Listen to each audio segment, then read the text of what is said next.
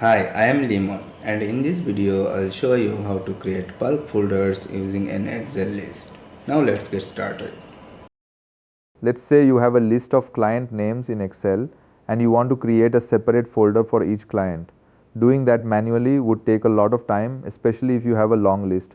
But with this method, you can create all those folders in just a few seconds. First, open your Excel sheet containing the list of names. Next, click on an empty cell next to the first name. Now we are going to create a simple formula. Type an equal sign, then open a quotation mark and type MD followed by a space, then close the quotation mark. After that, type the ampersand symbol, click on the cell that contains the first client name and press enter. What this does is create a command that looks like MD client name. And MD simply stands for make directory, which tells the computer to create a folder. Now grab the autofill handle in the corner of the cell and drag it down. Excel will automatically generate the command for all the names in your list. Once that's done, copy the entire list. Now let's move to the next step. Go to the location on your computer where you want the folders to be created.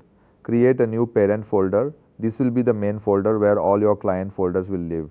Now open that folder. Next, right click anywhere inside it, select new and then choose text document. Open that new text document and paste the list you copied from Excel. Once the list is pasted, go to File, then click Save As. Give your file any name you like, but here's the important part. Instead of saving it as a .txt file, change the extension to .bat. Then in the Save As type drop-down, select all files and click Save. Now you can close the text document. Back in your folder, you'll see your new batch file. All you have to do now is double-click it, and instantly your computer will create all the folders from your list. This trick can save you a lot of time, especially when working with large lists.